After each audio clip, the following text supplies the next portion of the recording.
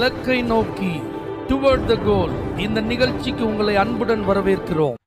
Praise the Lord. ஆண்டவராகிய இயேசுவின் இனிய நாமத்தில் உங்கள் எல்லாருக்கும் அன்பின் வாழ்த்துக்கள். மத்தேயு எழுதின சுவிசேஷம் 16ஆம் அதிகாரம் 23ஆம் வசனம். தேவனுக்கு ஏற்றவைகளை சிந்தியாமல் மனுஷருக்கு ஏற்றவைகளை சிந்திக்கிறாய் என்றார்.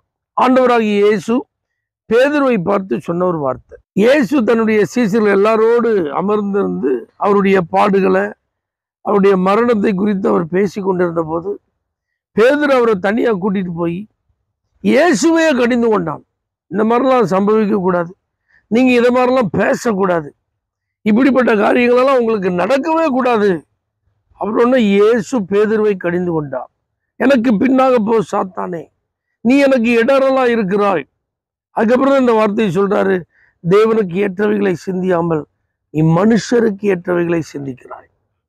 ஆணுடைய பிள்ளைகளை, நம்முடைய சிந்தை ரொம்ப முக்கியம். இந்த சிந்தை எப்படி இருக்குதோ இதை பொறுத்து தான் நாம் இருப்போம். அதுதான் நம்முடைய ஆக்ஷனாக மாறும். நம்முடைய பழக்கமாக, நம்முடைய வழக்கமாக, நம்முடைய ரெகுலர் ரொட்டீனாக மாறப்போகிறது நம்முடைய திங்கிங் தான். தாட் ரொம்ப முக்கியம். அப்போ நீங்கள் எதை அதிகமாக யோசிக்கிறீங்க, எதை குறித்த சிந்தை அதிகமாக உங்களுக்கு இருக்குதோ அதுதான் உங்களை, நீங்கள் யாராக இருக்கீங்க அப்படிங்கிறத வெளிப்படுத்தும்.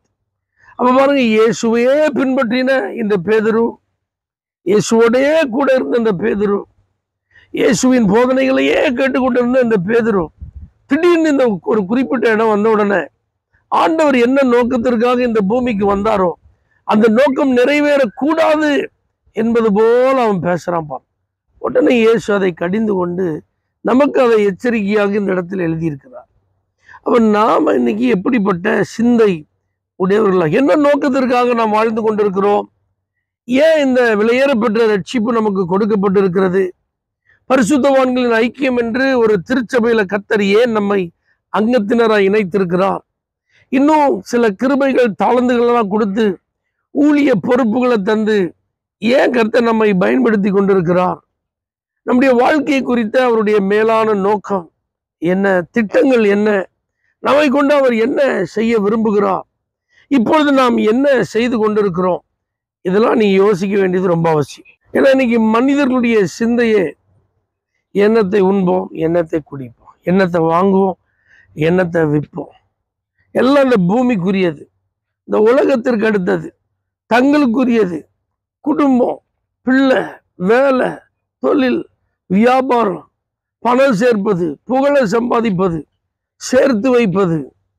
மற்றவர்களோடு தங்களை ஒப்பிட்டு அதிலிருந்து மேலே எப்படி போறது, போட்டி மனப்பான்மை, இப்படியே தான் சிந்தனை இருந்துட்டு இருக்குதே தவிர நான் ஒரு விசேஷமான ஒரு நபர், என் மேல ஒரு விசேஷித்த கிருபை இருக்கு, எனக்குன்னு கர்த்தர் ஒரு தனி பாதையை வைத்திருக்கிறார், அந்த பாதையில நான் பிரயாணம் பண்ணி தேவ சித்தத்தை நான் நிறைவேற்றி முடிக்கணும் அப்படிங்கிறத குறித்து பெரும்பாலானோர் இன்றைக்கு நினைப்பது இல்லை. அதனாலதான் பைபிள் சொல்லுது, கிறிஸ்து இயேசுவில் இருந்த சிந்தையே உங்களிலும் இருக்க கடவுள். இயேசு அற்புதங்களை செஞ்சாலும், மரித்தோரை உயிரோடு எழுப்பினாலும், அநேகருக்கு நன்மை செஞ்சாலும், சுகம் கொடுத்தாலும், அவருடைய ஒரே நோக்கம் சிலுவையில் தன்னுடைய கடைசி சொட்டு ரத்தத்தை சிந்தி தன்னுடைய ஜீவனை கொடுத்து இந்த உலக மக்களுடைய பாவங்களுக்கு பரிகாரமா தன்னையே அர்ப்பணிப்பது தான்.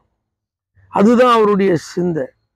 அதற்கு தான் நான் வந்தேன், அதைத்தான் நான் செய்து கொண்டு இருக்கிறேன் அப்படிங்கிறதுல அவர் ரொம்ப தெளிவார்.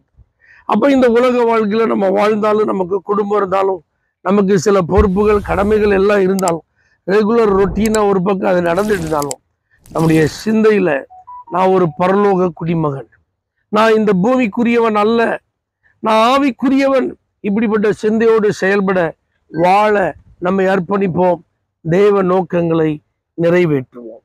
பரலோக தேவனே, எங்களுடைய சிந்தை தேவனுக்கு ஏற்றவைகளை சிந்திக்கிற சிந்தையாயிருப்பதாக. இயேசுவின் நாமத்தில் பிதாவே, ஆமென். For prayer contact, Pastor J. J. Kumar, El Shaddai Ministries, 9500252586, Surandai.